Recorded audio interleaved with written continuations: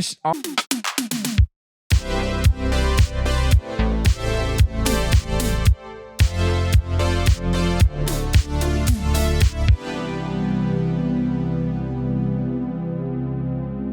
and welcome to Cinema Spectator, a show where an expert and a casual movie fan watch movies in the cinematic canon. Today's film is Oldboy, directed by Park Chan-wook, starring Choi Min-sik and Kang Hae-jung. My name is Cameron Tuttle, and I am joined today with Isaac Ransom. Isaac, how are you doing?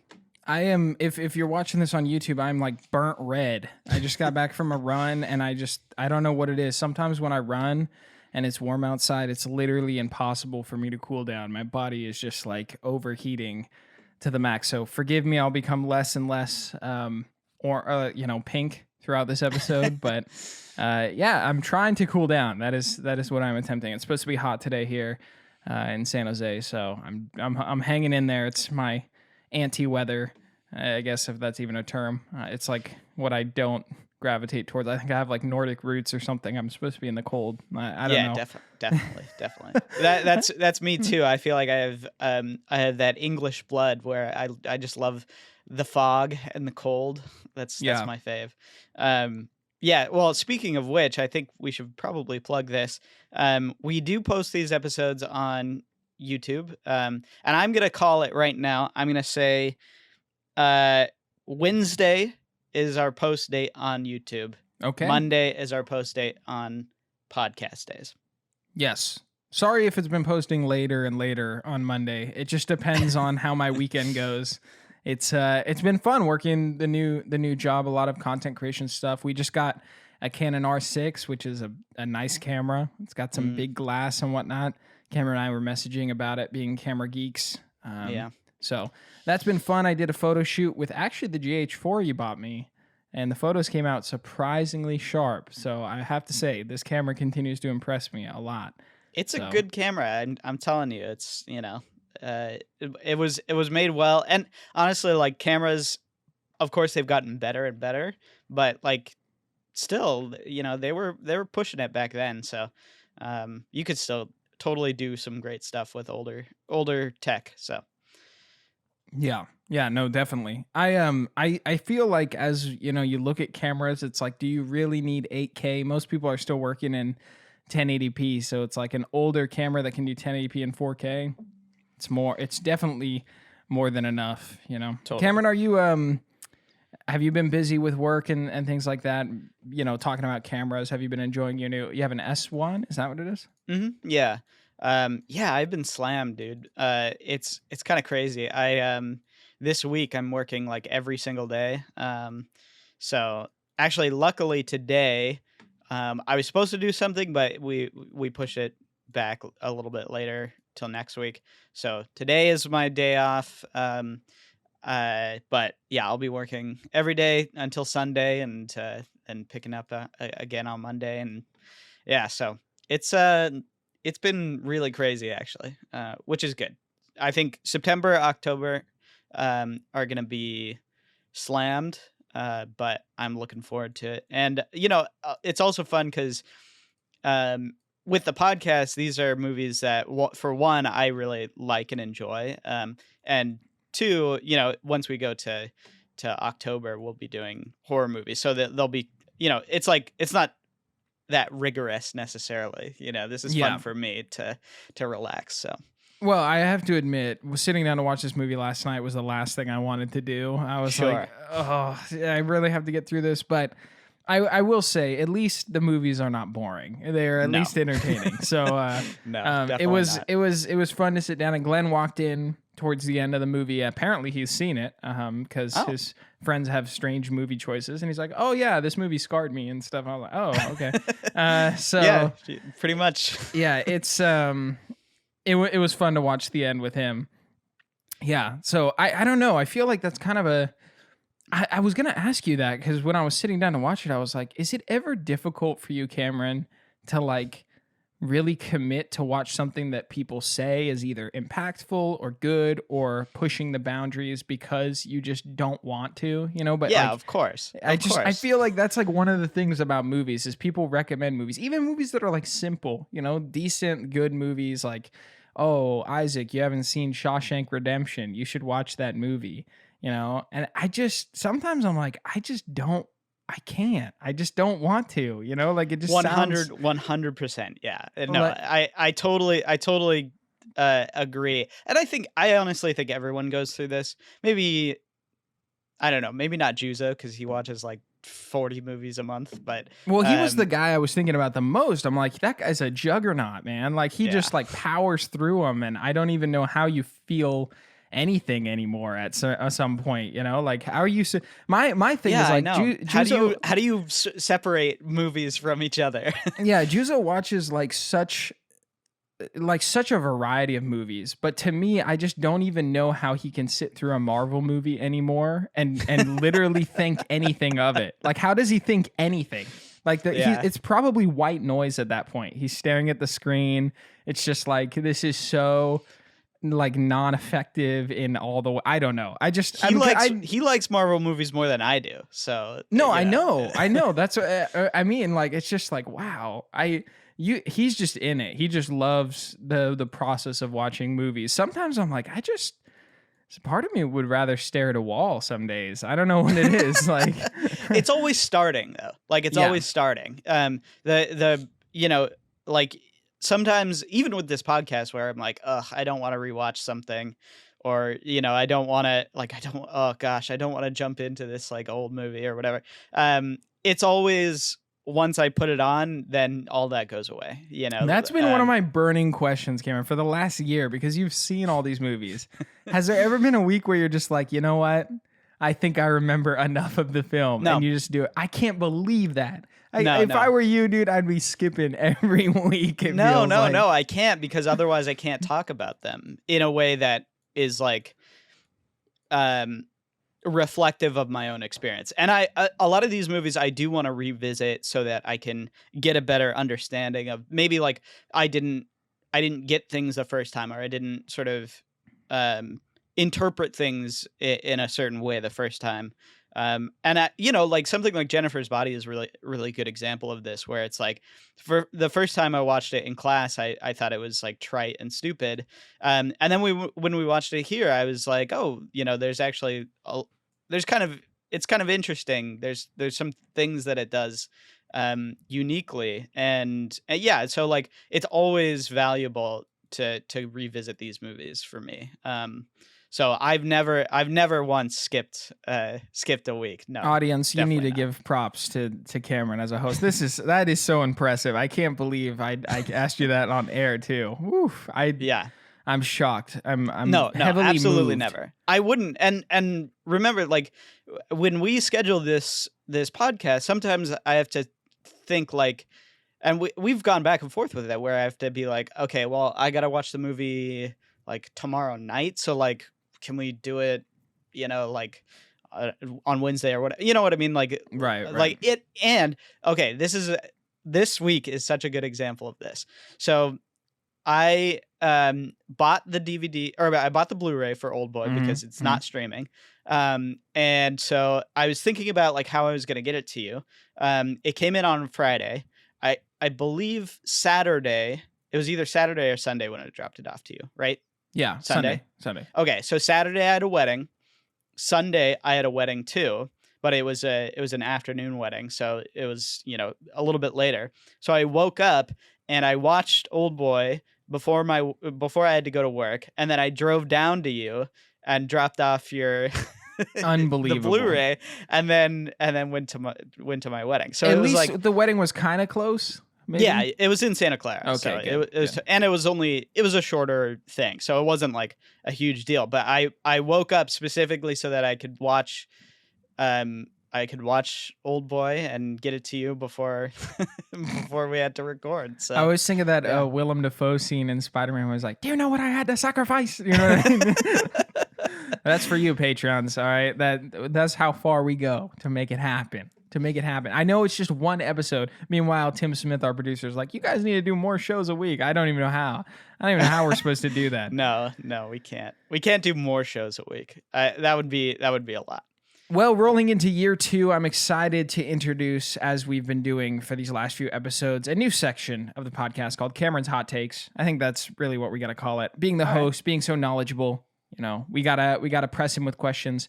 The first movie that comes to your mind, Cameron, that is not this film. I kind of like going off the theme, of what the movie that we're talking about this episode This is hard. That's moving hard with. though, because my first instinct is the film. You know what I mean? But ask your trivia question. Ask it. Best movie character with a hammer. Go. With a hammer.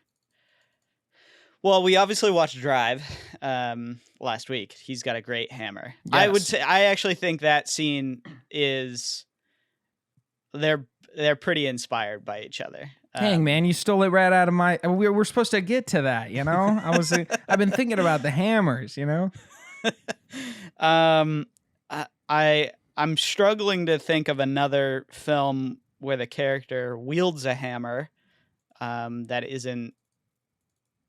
Does it have to be like a weapon hammer? Because I can't think of any. I feel like hammers aren't very used in films that much. That's what I was thinking too. That's why I was kind of curious to ask you. The only other hammer I can think of is from Drive, Cameron. Yeah, I know. I totally agree. So I guess it really comes down to, is this hammer or the Drive hammer better? Well, I like the sound in Drive. I think this movie, obviously, Oldboy is pretty low budget, so like you can kind of tell it's a little rough around the edges in some places.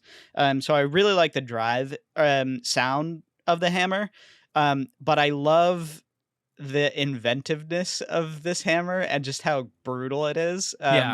Like the duct tape and all that. It's just awesome. Like it's so good. So I would have to put my camp in Oldboy, like 60%.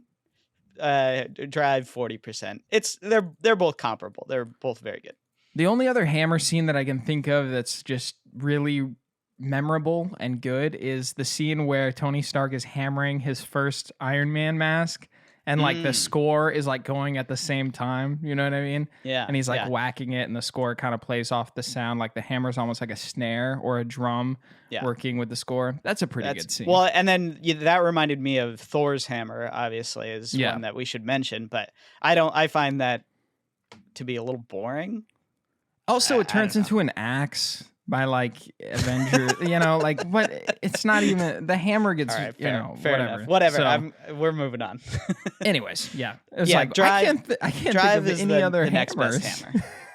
Now, here's the other question: does the Drive hammer, can that beat Thor's hammer?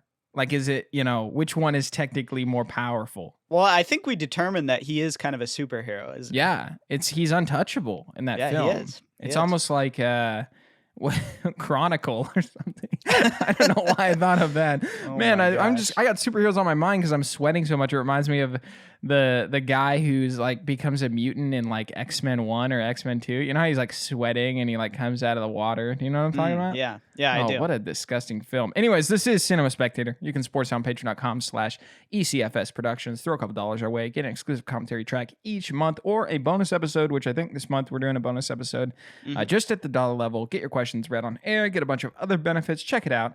You can find some cool stuff there on a Patreon. If you don't have a few dollars, it's all good. You can give us a rating on iTunes. Tell friends and family. That's how the show grows. Cameron, it's time to get into Oldboy. Give us some context, backdrop stuff. This was supposed to be the first film we watched in Korean Cinema Month, so give it to us. Yeah, so I would say that this starts really the age of the Korean New Wave or Korean New Cinema. And in a lot of ways, this was kind of the most, I guess, the earliest respected film in sort of the international realm. So, Korean cinema, obviously, it had a lot of influences from American cinema. But one of the interesting things about it is, and I don't think most people know this, is that there was actually a law in place at the time that this movie came out. And for much of, I think from the 80s until very recently. It could be still in place actually. There was a law that limited the amount of foreign films in Korea. So it was basically, theaters had a certain amount of days that days of the year that they could play foreign films, and then the rest, it all had to be domestic cinema. And I actually find this a really interesting. I think a couple other countries have done this too. I know China is pretty restrictive on the amount of foreign films that they use, but I actually kind of find this an interesting driver in a lot of ways um, for a country's cinema, especially, that creates a demand in a lot of ways for, you know for the current filmmakers to sort of expand and do interesting things, do maybe things that would be a little weirder, a little more unique. And so instead of, in the 90s in Korea, there was a lot of sort of blockbuster type movies that were trying to, obviously lower budget than Hollywood blockbusters, but that were kind of trying to do the same thing that Hollywood blockbusters were doing. And then, at this, there was a point in time where these Korean filmmakers sort of excelled and did things that were weirder, more unusual, and that was I think this movie actually was kind of the start of that. This movie obviously went to Cannes. It won the Grand Prix, so not like the biggest. It wasn't like the Palme d'Or or something, but it did very well, and it was actually praised by Tarantino at the time because he was on the jury panel. And so, this was kind of, I would say, a turning point in Korean cinema where, before you saw very standard dramas, very standard blockbusters, and now after this point, you kind of got into more weird, more unusual, and I would say more extreme movies overall. But when you think of extreme foreign cinema, I think a lot of times my mind actually jumps to Japan, where there's a lot of horror movies, there's a lot of odd, body horror and things like that. But in Korean cinema, I think the extreme parts of it actually come out of action, which is kind of interesting. It's not something that you see very often, and this movie, I think, again, is kind of one of the main reasons for that. So that's so. A little bit about the director, Park Chan Wook. This isn't his first movie. He directed one before called Sympathy for. Sorry, he directed. Yeah, in 2002, he directed Sympathy for Mr. Vengeance. So that was the year before that. And right before that, he made a movie called Joint Security Area, or JSA. And JSA, actually, I have it on DVD. I haven't watched it, but um, it is more of a drama. It's about the demilitarized zone between North and South Korea. So a little bit more straightforward than this movie. But yeah, he ends up becoming a kind of a big player in Korean films. In 2016, he directed another movie that lots of people love. I do really like it, although I'm not going to program it for this for this podcast. It's called The Handmaiden. It came out. I can't remember where I saw it. I think I saw it at like the SF Film Festival or something. But it didn't. It had a pretty wide release, but not. It wasn't huge. So I think Oldboy is kind of his Park Chan Wook's most critically and commercially acclaimed movie, in an international respect. And in a lot of ways, this is, of course, a cult classic. But like you said, your brother has seen this movie. Um, you know, People know this movie very well. It got a 2013 remake by Spike Lee.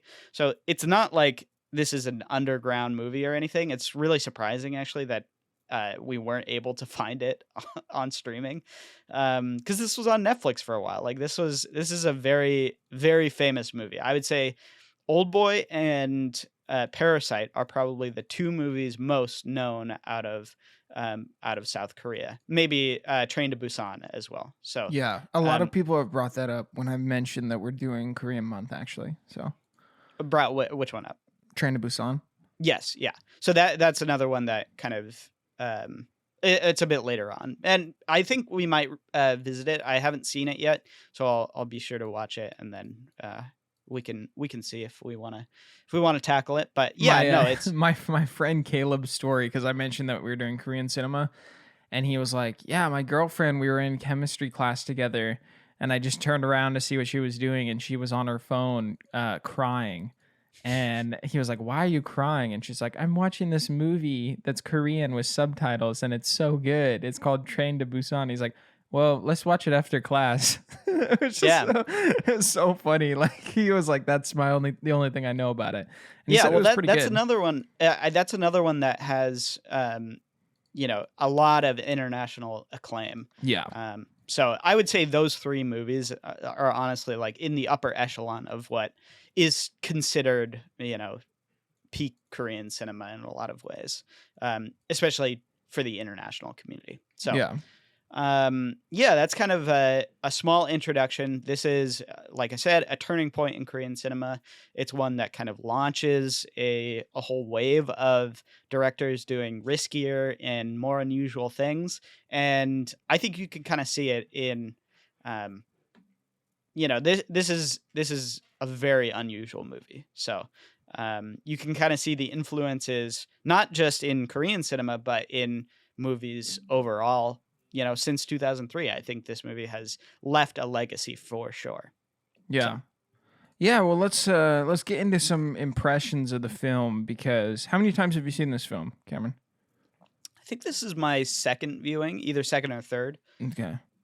Yeah, I don't think that this film like had the refinement and that I really found enjoyable and exciting about Mother. Actually, I thought that Mother was, especially watching it compared to this, and I know that this is a lot earlier, 2003. This feels almost a little like immature in some ways. Mhm. Whereas the, I guess, weird and risky or out there side of Mother seems so purposefully put together, and this was just kind of like, I'm in your face, and it's crazy. And I Yes. think it's Yes. reflected in a lot of the editing, and even the arrangement of the story gets a little bit muddy. Like I kept finding myself being confused about what exactly was going on or what was Yeah. happening. But I think where this movie shines is really in the scene to scene execution, and I think that the acting is really cool. I enjoyed the three leads, like the girl love interest, the main like rough tough revenge guy, and then the young like corporate evil guy, right? Those three characters just had like a lot of charisma, I think is probably Mhm. the best way to put it, on screen, that I didn't expect to enjoy so much. Actually, almost more than the characters in Mother, where the mother character herself was kind of difficult to root for, even though like you were invested and excited to see where it went. Um, and you were rooting for her, and she serves the plot super well. But I found these characters, no matter what they were doing, whether they were bad or good or doing the wrong thing or the right thing, it was almost like they just had this energy about them on screen that you're like, boy, they're cool. They're like, there's something about them that I'm Totally. kind of into. I'm not sure why. And I think that goes a long way in making you feel invested and excited about the story, despite how strange and wild it gets towards the end, right? Um, so overall, I feel like this movie is kind of neat. I don't know. I don't. I haven't really decided how I feel about it, because I understand that like there's the shock factor, and so for me, it's not something I can really recommend because of its weirdness and wildness. I feel like this movie is definitely for a specific kind of person that wants to explore something that's going to be in your face. Maybe honestly, mentioning Tarantino, I could see like Tarantino fans being into this movie a lot. Totally. So if you're into those kind of movies, like this definitely has a draw for you. But yeah, I found it I don't feel like off the wall about the film. I just kind of think that it's honestly, the thing that I found the most compelling about it is how it was released in 2003. And the only thing I could think about the entire film is how much it reminded me of The Matrix, actually, and Yeah, the a Matrix 100%. trilogy, and how much green is in it, and almost how it was like this foreign take on what The Matrix did, but in its own like cool Korean way. And so Yeah. I found the movie to be enjoyed from afar is kind of the best way that I felt about it. Like I didn't, I felt like I was observing kind of this moment in a museum or something like that, where I'm like Mm. looking through it through spectacles. I'm not being pulled into it because it's kind of just everywhere. And I was like, well, you know, okay, that's kind of how I felt about it. And I think there's a lot about the movie that is really cool, and we're gonna get into that. But I'm sort of in this middle ground, and I think where I'm conflicted the most about my feelings on this viewing is this movie is trying its best to not leave you there in the middle ground. You know, it's either it's trying to push you to this like feeling of like, wow, I'm so into this, it's totally in your face, or like, ew, I absolutely hate this.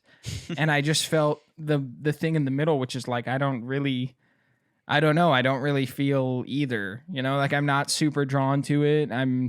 I get it, like it's trying to do something that's in your face and out there and kind of gross, and you know, I'm not really gonna just sit here and be like, ew, like this is just like it's I guess all the strange and gross stuff is almost comical to me. And Yeah. so it Well, I doesn't, think that's kind of the point, though. yeah, it Yeah. doesn't feel like offensive or even like, you know, I know this is strange, but like the movie Saw, which I haven't even seen, but the thought of that movie alone, right? Of like this psychological torture, you know, like almost like torture porn that's like too much. And I'm like, I haven't seen the film, so obviously I'm probably wrong, but the perception around the movie is like it is just gross and you don't want to watch something like that in some way, right? Or there's an edginess to it, right? This movie, I don't think that the edginess is leaning in that like that side of absolute like disgust. It's more in the absolute like what the heck, like that's kind of like Yeah. it's Yeah, for comical, sure. and so it didn't offend me the same way that something like, you know, was Eraserhead did, which that movie I'm just like there's to me I wasn't laughing, I was just like, ugh, I don't know about this. So Yeah. Well, I will say, I think the first thing that you brought up is an interesting point. Because I do agree. I don't think the story is very refined. And I think you're right that the editing is, um, a little bit disjointed in a way that makes you confused more than anything. It's not like it's trying to be disorienting or whatever. You know, like it's almost I think you're right. There's like a it's not quite refined enough, for sure. Although what I'll say about that is I'm not sure that it necessarily matters to me, because you know, kind of like you said, where this movie shines is, um, individually, I think the scenes are so fun and interesting and engaging that I'm kind of left, you know, it's a movie where obviously the goal is to find out why, you know, he's been imprisoned, but you don't. For me, I don't necessarily feel that connected to that, goal, and I think that's a little bit strange. And I'm maybe, you know, let's like if I was to put one criticism on this movie, I would want to lean more into the mystery aspect of that. And I think it kind of redeems itself in the end because the end is so wild and insane, that you kind of forget that the whole goal was about, um, you know, was about finding out why. But it's almost like I wanted there to be more of a like punch you in the face twist in some ways. I guess I don't know because there kind of is a punch you in the face twist. Like it's kind of it is super out there, but like I do think you're right that some of the writing in terms of the mystery element and the full sort of story element doesn't quite hold up, especially considering something like Mother, where it's like all leaning in towards the mystery of that. So I totally will agree with you there. What I will Well, say about the sorry, go ahead. I just one of the things that I noticed between like Mother and this film, it's almost like I'm being not too hard. Let me explain. There's when it comes to like mystery films, right? One of the things that's difficult for me as a viewer is this suspension of disbelief with the reveal of certain information around mysteries and the way that they're plotted out. I think one of the things that drives me nuts about a lot of mystery dramas is that there will be these things that come out of left field that seem completely like just almost like not like they weren't like they come out of nowhere and you didn't expect it, but it also feels cheap. Does that make sense? Hmm. What I'm saying? And so like one of the things which I do not think it's a perfect movie, but one of the things that I liked about the most recent film from Ryan Johnson, Knives Out, is that they introduce all of the board, like the pieces on the board, Yeah. super Yeah. early. And so it's like it's almost like the laws are set pretty early on in that film, where it's like all the mystery revolves around the things that you already see. Now, I think the latter half of the film introduces some things out of left field that kind of cheapen the stuff, but most of the people that are involved in any part of the mystery are introduced from the very beginning of the movie, which I think is like awesome, you know? Whereas Mother, I think it was super well planned out and shown up until they introduced that there's this random guy in the middle house on that corner who works in a junk shop, and that's out of nowhere. Like, I don't even know why he's there. You know, it seems like he is so disconnected, but he's also the needed piece to like make the story come together because you just need an eyewitness. So like for me, I was like, okay, he's functional, right? Like in the context of the mystery, he's a functional piece that was needed to complete it. And Right? I will say, obviously, he's not introduced necessarily, but he's placed Right, for right. sure, right in the middle of things. Yeah. And you see him; he's easy to forget about, but you know that he's there. You know that he exists. It's not like Right. he's out of nowhere, for sure. Well, you don't see that he's in that house. You do. It's Oh, sneaky, but you okay. do. So that's interesting. Yeah, I never because I didn't see it the first time. But No, to yeah, me, of to course, me, it's hidden. It's yeah, obviously hidden. So yeah, to me that's cool, right? yeah, With this movie, the reveals in the mystery just seem like they're being pulled out of a hat. yes, And yes. even when they try to loop them back around to make sense, you're a little confused on the direction and the mechanics of the mystery of that. If you know, Yeah. it's like when he's back at school all of a sudden and there's a flashback and he's running around. I'm like, what is this? Like, what is even happening? You know, like I think this movie has such a beautiful attention to setting in a lot of Mhm. its stuff. So it's like you're traveling to these wild locations, from the grassy skyscraper top to, you know, the rainy streets, to this like, you know, strange geometric designed school with nuns and everything, right? All the locations draw you in, but they just feel so disjointed. And then the reveals are also like, who is this? Who am I looking at? Why are we talking about this person? You know, like, and they just continue to pull from like the villain's past and the protagonist's past in ways that almost feel a little bit like like it got to the point where I was like, okay, you know, sure, whatever. Like, let's just Yeah. pull from different things. Now, the reason I took so long to kind of explain my feeling around mystery stuff is because I'm confused why some mysteries get away with it. Whereas in the case of, I guess I would say, even Mother now, because you just kind of proved me wrong with the reveal. I missed that, which I think is awesome. Mother and Knives Out lay out stuff clearly. But then I watch a movie like Empire Strikes Back, and the first time I watched that and Darth Vader says, "I'm your father," which is out of nowhere, It's iconic, but it's also like as a kid, I didn't blink an eye. I was like, Hmm. okay, like that's fine. Even though like in some reality that makes no sense if you were watching that on release. So I don't Yeah, know. Like I'm kind of stuck where I'm like, does a mystery movie like does it just work because you've seen it before and you already know what's gonna happen? I I think Like I think one of the reasons, and I think both this movie and Empire Strikes Back are actually good examples of this.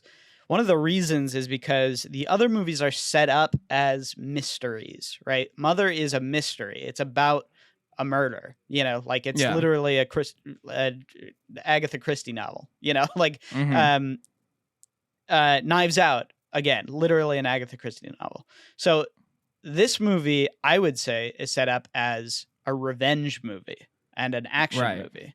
It's not necessarily set up as a mystery, and the mystery, of course, kind of pushes things along in some ways, and is used more of as a plot device than anything. But it's not necessarily a mystery movie. Same with Star Wars; it's a sci-fi fantasy, and so the mystery element of him as Luke's father, like that's not like central necessarily to the entire movie.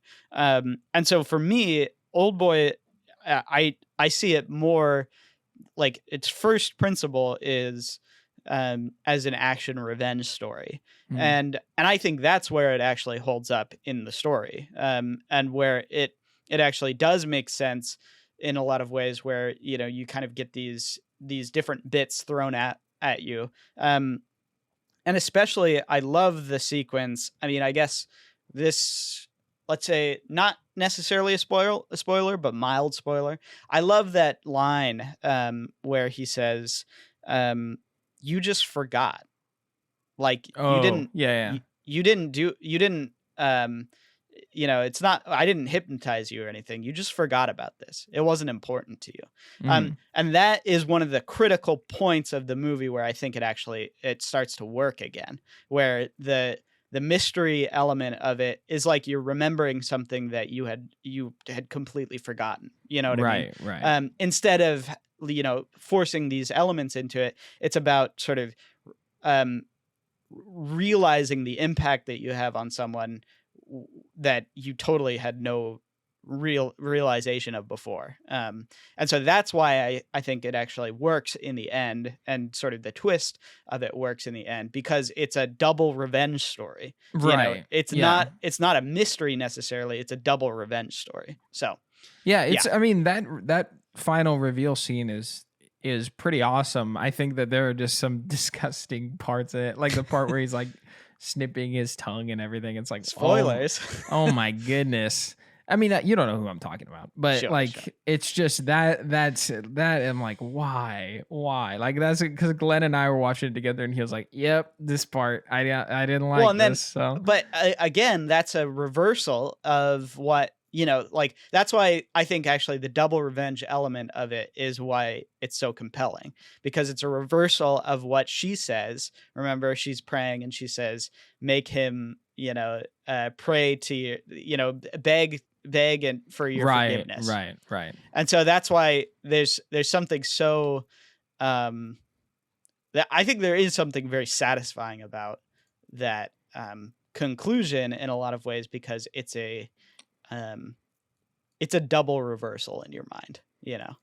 Yeah, and the ending, which we can get into with the whole scene in the snow and everything. Like, I don't, I don't know. That also felt very reminiscent of Mother's ending. The whole idea of you know, uh, Forgetting. yeah, forgetting, Yeah. abandoning, like the bad things you've done, just forgetting and moving on, right? Yeah. It's a strange theme that's played up again in this film. I do Yeah. want to talk about uh, some of the mechanical aspects of the film. You know, we touched on editing, and I guess we're kind of getting into some of the story stuff. But one of the things I wanted to talk about with this movie is style. And a lot of Mhm. it, of course, felt influenced from The Matrix, from the music, which is comically like, 2000 early 2000s. yeah, Yeah. it's the score is just a joke to 100%. today's standards, but it's kind of charming to the green hue. This movie has a very cool, like Eastern influence style. A lot of it from the editing transitions actually reminded me of the confusion that I have playing a Kojima game. Mm. Metal Gear Solid 5, from the moments where it's like the boat blows up and then, or actually, you know what? I would say that Death Stranding is a better example. Yeah. Where it's like, you know, something blows up and he wakes up naked and then all of a sudden he rolls over and he's in a grassy field and all of a sudden like he's in the middle of a road. Like it almost doesn't make sense. It's like some surreal trip. And then he's underwater with whales, right? Whereas this movie, it's like he keeps, you know, almost like popping into these new locations with zero context of how he ended up there, right? But there's something about it that works. And I don't know. I think a lot of it is drawn by the actor's charisma to be cool in the moment of where he is, right? This guy looks um, like he's got the John Wick energy, you know, from the Yeah. haircut to the suit, right? To like he's almost like a character that it feels like you want to. I don't know if this makes sense, but it's like you want to play as him in a video game or something, right? Well, yeah, and I think he's like, this is like an origin story of kind of a superhero in a lot of. This is like the Punisher or something. You know what I Yeah. mean? Like this, it's. I totally agree. He's got the style of like maybe like a B tier, Right, right. like violent superhero. You know? Yeah. Yeah, and the setup in the prison and escaping it, like you're so excited to see where he goes and where he ends up, only for him to wake up on the roof with the guy and the dog. Like it's just there's so much that is memorable and cool, and I think the settings and the cool characters with the cool settings, like it's hard to not be drawn in by Do you want to know those elements. a fun fact about that scene with the dog? Sure. Um, Which is a very that confusing scene. I didn't Yes. really understand it. Yes. It's a reference to another movie directed by Bong Joon-ho that came out before this called Barking Dogs Never Bite. Where the kind of the crux of the movie is there's a guy who is kind of strung out and it's more of a comedic film, dark comedy, but I think his wife or his fiance gets a dog, like a small dog like that. Mhm. And the whole you follow him kind of trying to get rid of this dog basically. And there's like a scene on the roof where he's like, you know, holding it over and yeah, whatever. So it's a reference to that movie. I believe. I couldn't find this anywhere, but I think it's pretty obvious. Yeah, no, I found that the scene on top of the roof just sort of had like my mind racing with where is he? Like, you know, is it almost Inception? Is he in some kind of strange purgatory? And then it just turns out he's just on the roof. But there's so many like there's so many memorable settings like scene to scene. Mhm. I think that's what's so impactful for this movie's coolness factor. Just from the characters, again, having that charisma, and to the settings, like just having so much life to them. Um, I don't think it can be understated. I just think the rest of the drama elements and the mystery elements are just absurd and kind of, I don't know. Like I just find this movie difficult to want to recommend to people because of those elements. I think that's where I'm really stuck on it. It's like there are other movies that do what this movie does in better approachable ways, you know? And I don't know if I agree with that necessarily. I think there are movies that do mystery better, but I think this is an awesome example of a like a revenge film that I would say, you know, if I think you're right that like if you like Tarantino movies, or if you like sort of kind of over the top, kind of funny, kind of extreme movies, like yeah, totally. I think but I feel like that's not a lot of movie viewers, if I'm being I don't know. honest. I'm not sure because I know a lot of people who love Tarantino and a lot of people But who do you know people that like Tarantino like all of his movies? You know? Like that's the thing. Like I know people that are like, "Oh, I love Tarantino cuz I love like Inglorious Bastards." It's like, okay. You know, like I mean, that movie is very blockbuster. It's fun, and then there's some people who are like, "Oh, like I love Tarantino cuz I love Django." I'm like, "Yeah, that's pretty approachable. It's fun. It's out there, you know, it's." And then I'm like, "Well, I like, you know, The Hateful Eight," and people are like, "I couldn't do it." You know, like so many every time I bring up that film, people are like, "I cannot do that movie." You mm. know?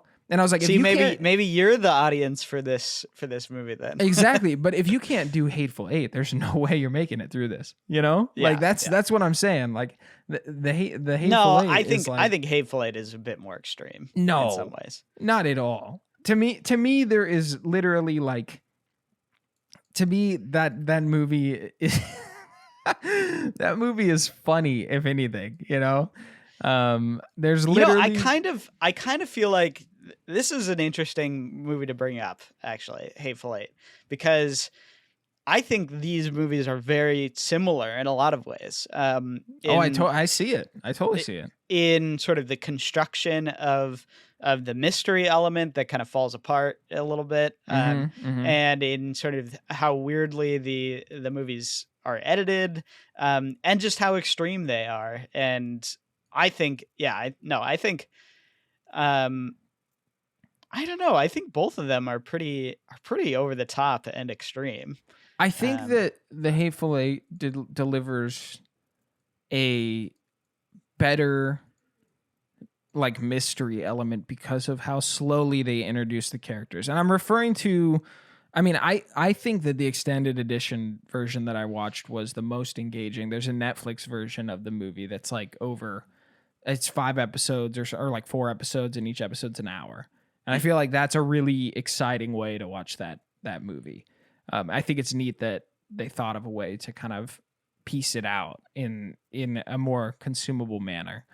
Um, I think this movie has much cooler settings mhm. and that adds a lot of variety that can keep it more engaging. Um, yeah, I don't know. Like that's what I'm saying though. Like I can't even feel like I can recommend this movie to like the Tarantino crowd because most people that I know who I've talked to like couldn't get through Hateful Eight. So it's like Y- you Um, know. well, yeah, I don't know. I would say this movie definitely appeals to that kind of viewer. But I will say, I guess, you know, I don't really, this to me isn't necessarily a movie that I even care about recommending, because in some ways, if you're interested in this area of film, I think you've probably seen this movie. It's got enough clout in a lot of ways that I think people who are intrigued by it have probably already seen it. But this So is Cameron, this is like what this podcast is about, you know? Is like our rating scale is for yeah, everyone, yeah, for yeah. casuals, curious, and cinephiles. And I think this is I don't where think this movie is for everybody. No, but yeah, no, I agree with you. As a matter of fact, I think what's so uncomfortable for me is that I almost feel like it is for cinephiles, you know? Because I know that you're like hesitant on that. I I don't know. Like, I think that there's something about this movie that I don't dislike. I think I had a pretty positive experience with this movie. But as I'm thinking about recommendations for it, I'm like, you got to be a very specific person to Yeah, understand.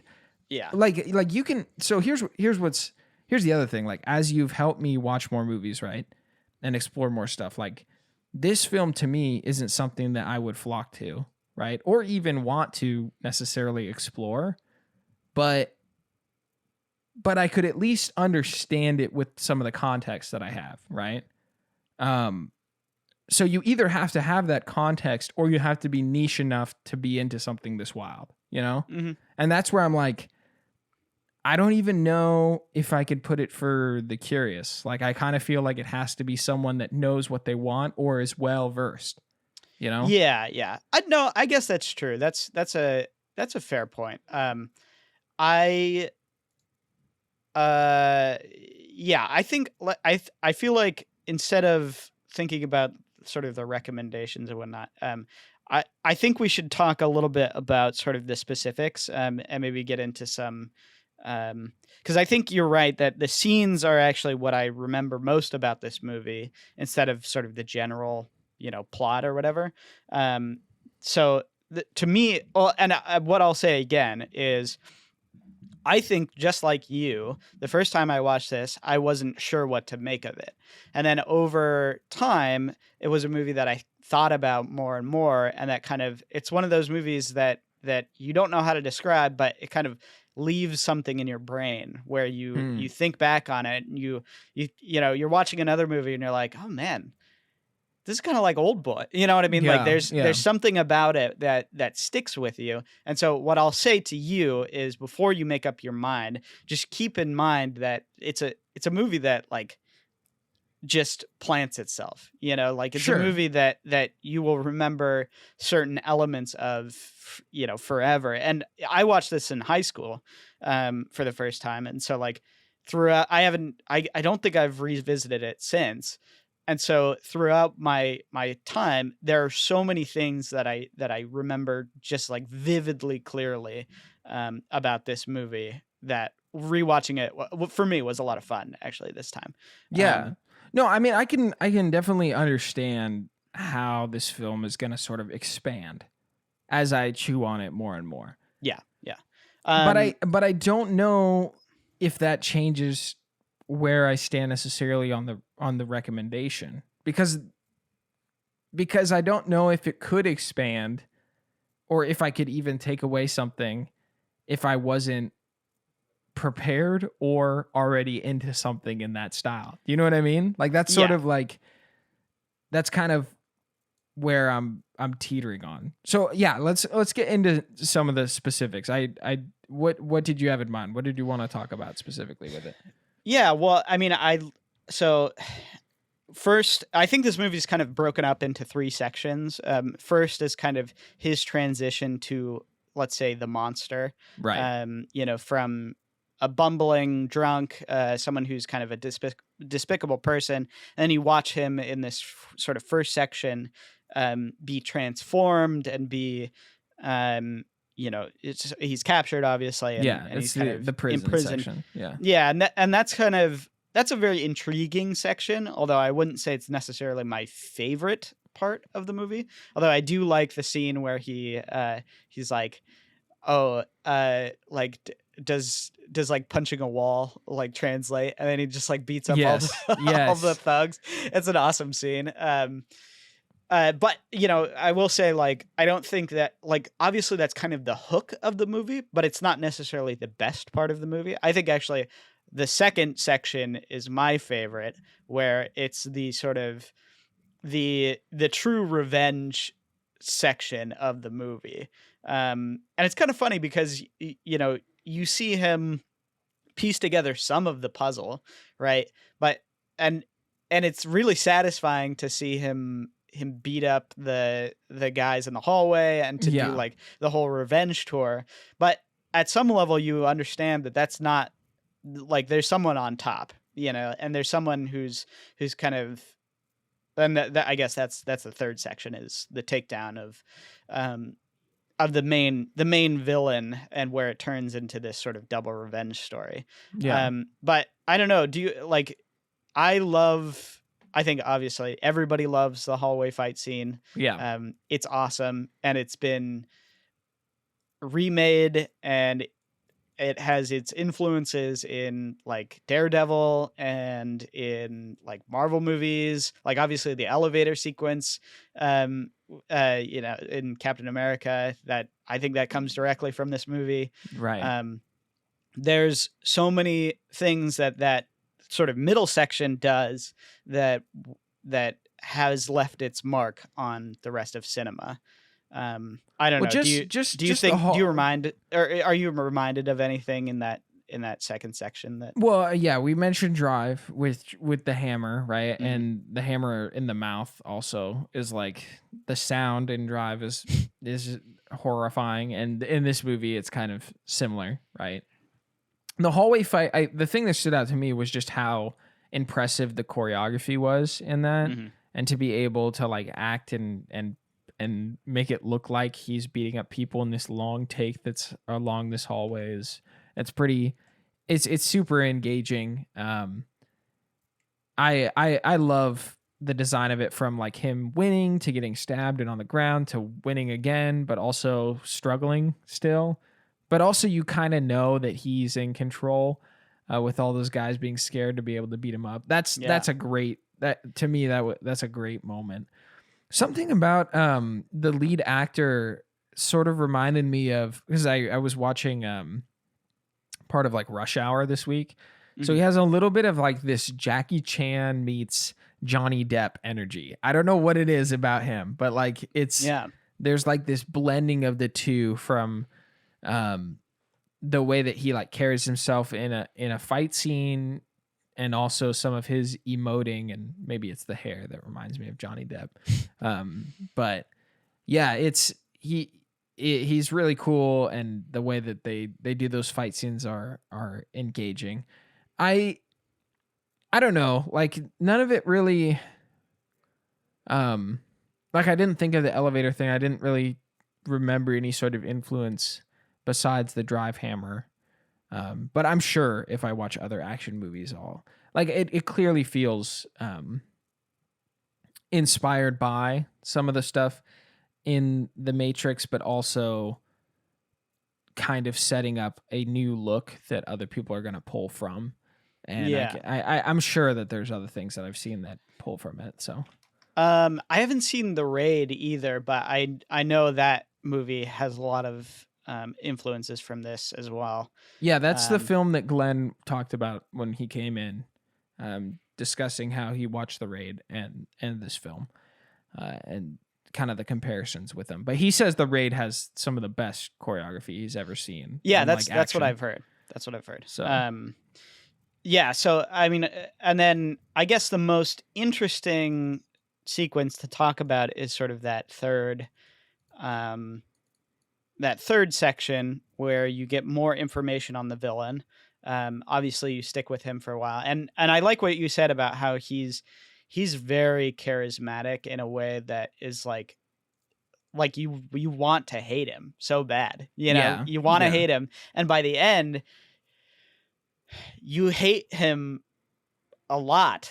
Um, but you're also like, I don't know, You're charmed, yeah, you're kind of drawn in by his villainous corporate empire that isn't explained, and also like he's clearly a crazy person. it's kind of explained. It says he comes from money. Yeah, yeah, yeah. But But yeah, like he's clearly a crazy person. His office has like the coolest changing room ever.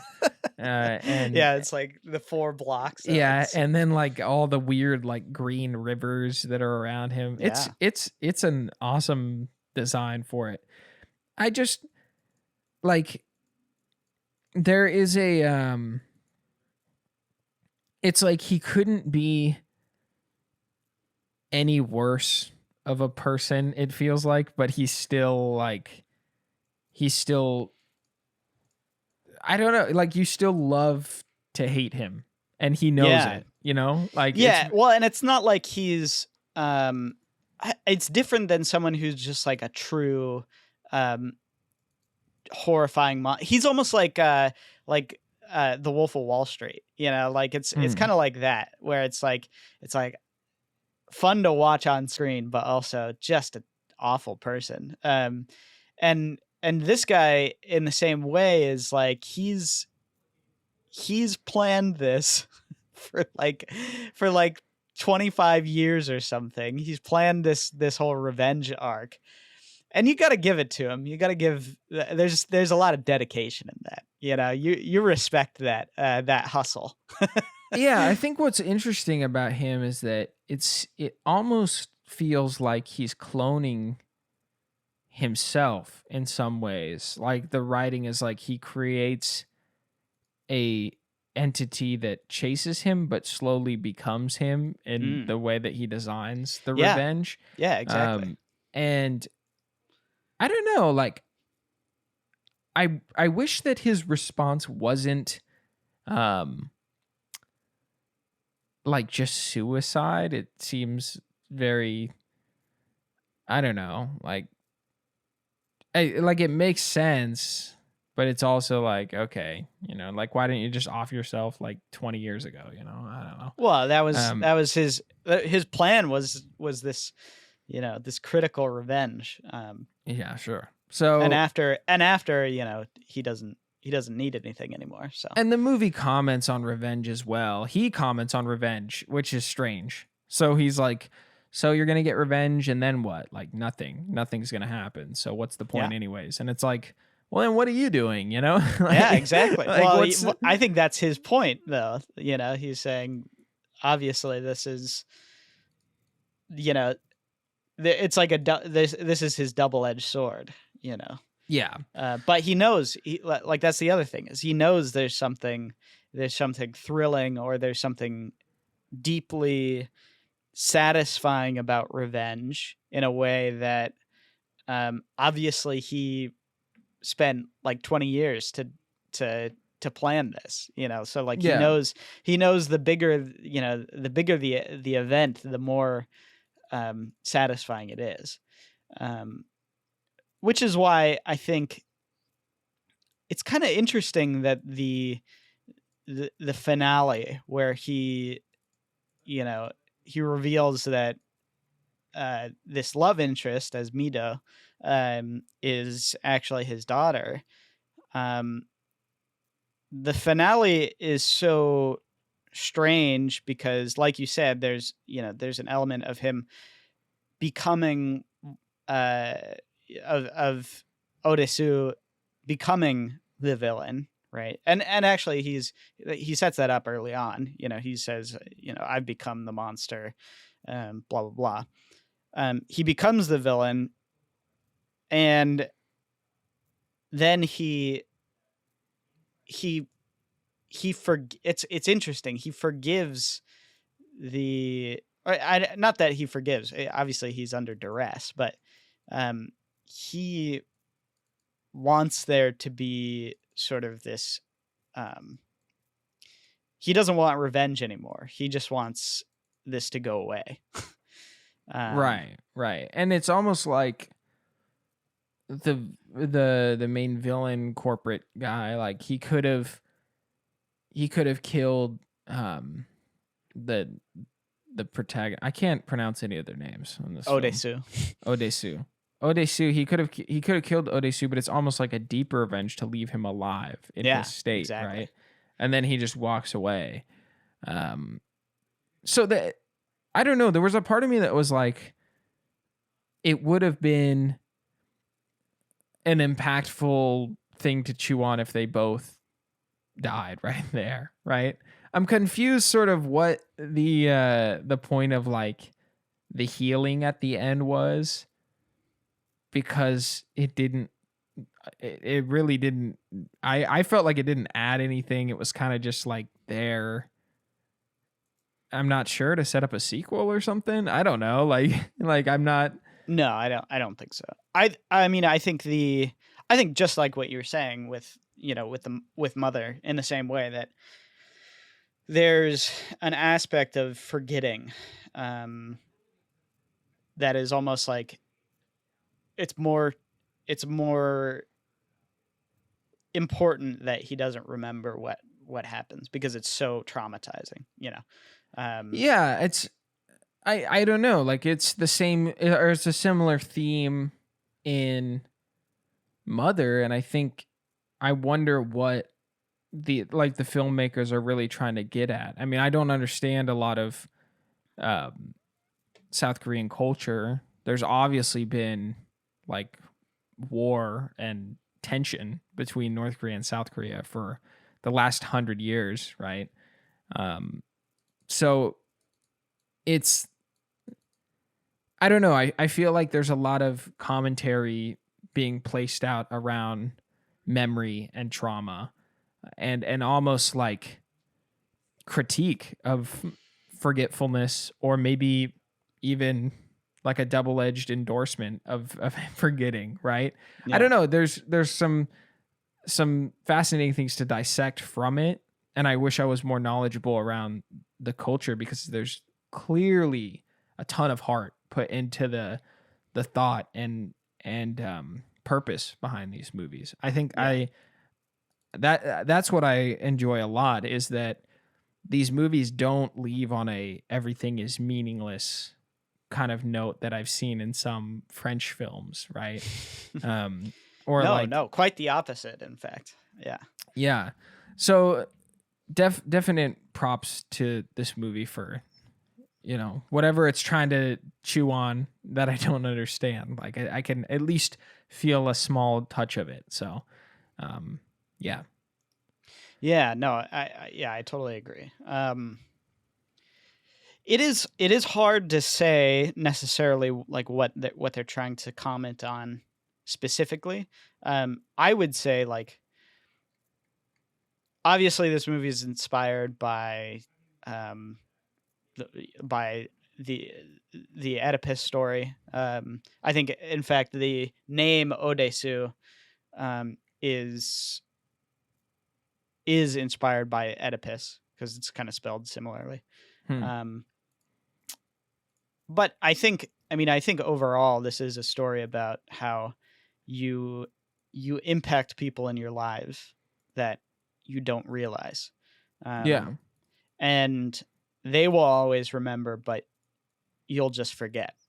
yeah, And I think that's kind of its most um, deep and impactful and maybe truthful statement is that there are things that you do that you don't even realize. You have no conception that it actually affects people, um, and they will harbor that for the rest of their life. You know, yeah. uh, so yeah, so I think that's to me where the movie shines the most is in that statement. Um, Yeah, no, it's very powerful, most definitely. I think the hardest hiccup that I'm having with this film is that I just don't I d- I don't think this movie is approachable for a mass majority. it doesn't have to be. Yeah. Well, yeah, exactly. I mean, that's exactly what a cinephile would say. And that's why it gets a rating for a cinephile. Sure. And But that's yeah, how but that's that true though. It's like of course there are movies that aren't geared. I don't think this movie was intended for everybody. Yeah, and I Um, well, I think what's cool about this conversation is that I think this is the most positive for the cinephile rating I have given. Uh Probably, yeah. and so I think that alone should speak in and of itself. If you consider yourself, you know, an extreme movie enthusiast, or this sounds like something that you want to give a shot, I'm pretty sure you won't be disappointed. You know? I would say it's for the curious, only in that there are people who will dip their toes in things like horror, in things like thrillers, in things that are maybe on the spectrum of being a little more extreme. Um, and if you think that that's something that is interesting to you, I think you again won't be disappointed with this movie, because it's so it's so unlike anything I've ever seen. Um, as someone who enjoys Korean films and enjoys international films, and to some degree enjoys kind of off the wall horror movies, this is a completely unique experience that I hadn't seen before, and I probably haven't seen ever since. So that's why I would say this movie, I would recommend anybody who's curious about something like this should watch it, because it's so unique and it'll stick with you. Like Glenn said, he walked in and he was like, "Oh, old boy," he knew. I don't know if that was the bet. He said it scarred him. So yeah, exactly. Exactly. That's the same thing. I stand clear by my rating. That's exactly what a cinephile would say.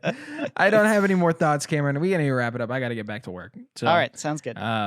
I appreciate your time, and it's exciting to explore. I'm excited for the next 2 films. I actually hope we get to watch Train to Busan, because I've heard a lot about it. Next 3 films, because we're doing a bonus episode. Yes. Okay, well, if you want anything else to add before we wrap up? No, I'd look for, subscribe to us on YouTube. Okay. Yeah, check it out. ECFS Productions. Same thing. We're the same on every platform. So we appreciate you guys. We post every Monday, every Wednesday if you want to watch the video. Cinema Spectator is an ECFS Productions podcast that is fully funded on Patreon.com. Shout out to our producers, Darren O'Neill and Tim Smith, for supporting the show, and to the rest of you that support us at patreon.com/ECFS Productions. If you want to learn more about the benefits you can get, check out our Patreon. The show cannot happen without you great listeners, so we thank you for all your kindness and support.